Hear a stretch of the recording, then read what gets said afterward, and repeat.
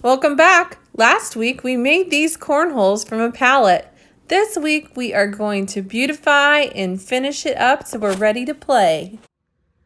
Hey, Rose here. If you're new, subscribe to my channel and give me a thumbs up if you like this content so you can see more things like this.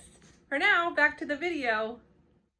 So it all started with a pallet and we turned it into a beautiful cornhole, starting off with these studs from a pallet, and I made them into a frame that looks like this.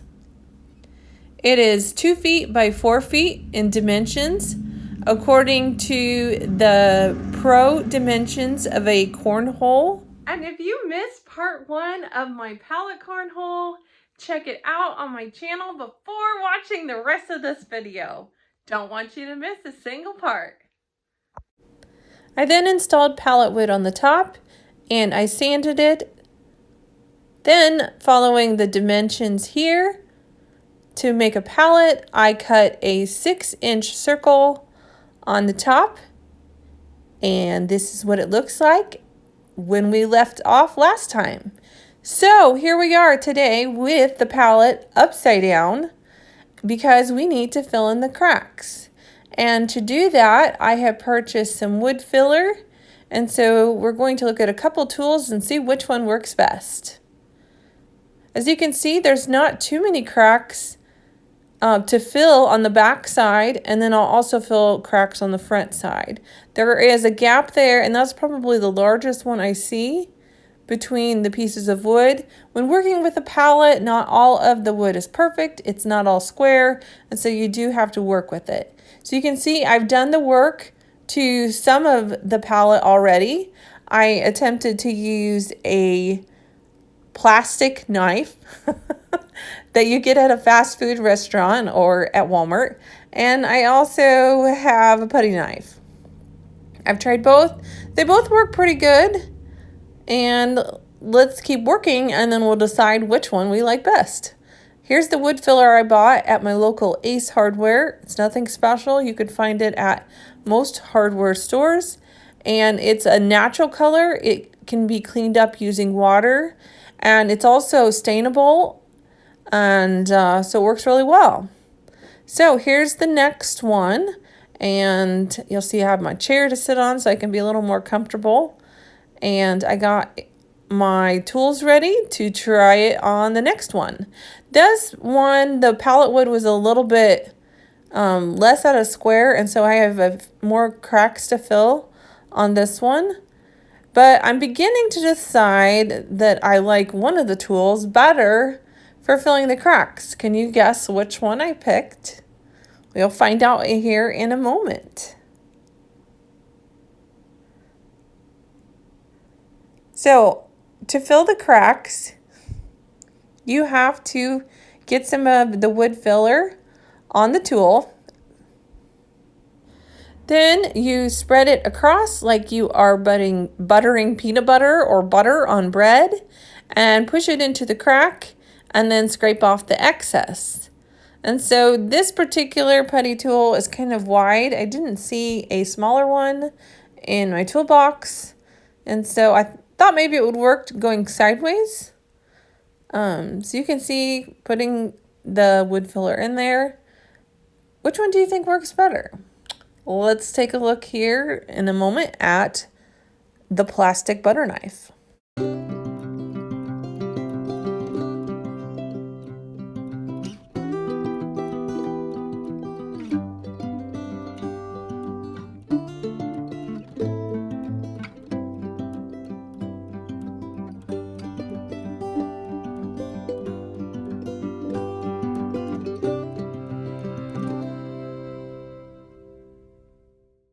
Okay, finally time to switch tools. Plastic butter knife. Who would have thought? Doesn't cost you anything. Just go to a fast food restaurant and save your knife. So we can spread it in, and whether it's because this one is not nearly as wide as my other tool, it seems a little bit easier to work with. I also feel like I'm wasting less. And of course, wasting less means less cost to your project. So it's kind of funny. I do prefer the butter knife, But over the course of making this, as I'm voicing over the video, I went through about 3 butter knives. Not too bad and not very expensive at all. So which tool would you rather use? It's really personal preference. I did also notice that the butter knife was flexible, whereas the putty knife was not. And so for getting in the various corners on the back, I found it helpful because you're having to twist your arm in various ways to get it in the right area and for it to fill the crack the best. And so I just continued the process of filling in the cracks. It's a little tedious, but it's necessary for strength and durability of this project. And you'll be so satisfied when you're done. So we finished the back side of both of them. And so now it is time to flip it over, and we're going to leave this as it is. I don't plan on sanding it, and we are going to fill in the front. So I've already started filling in the front. It looks kind of like a really bad paint job. But it's all going to be sanded smooth with my handy dandy belt sander. Orbital sander might be better, but a belt sander is what I have, and it's been working well. As long as I don't put a ton of pressure on it, I don't find that I'm getting any grooves.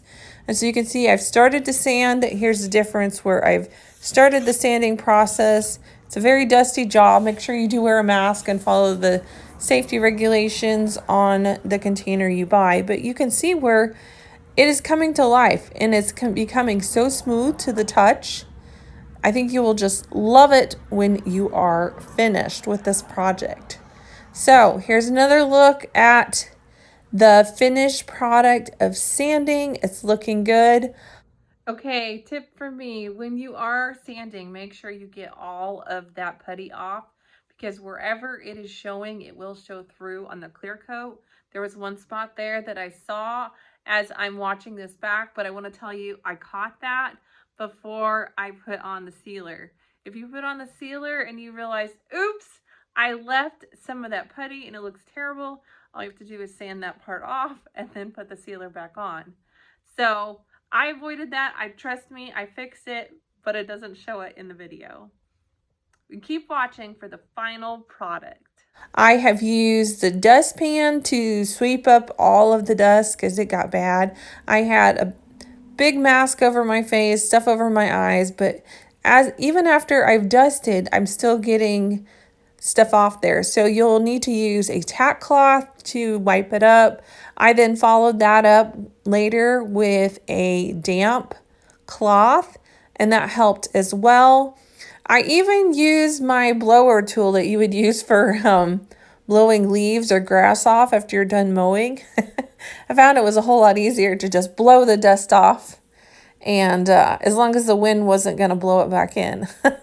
I felt like that worked really well, but I love the gorgeous wood, and it's so satisfying to see all those cracks filled, and it looks beautiful. Okay, so now it's time for the sandbags. You can actually purchase these at Walmart. There's many other designs on Amazon and various other places.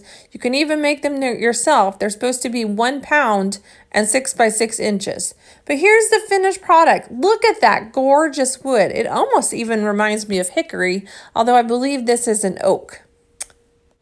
So here's the before of one sanded and the right side not sanded.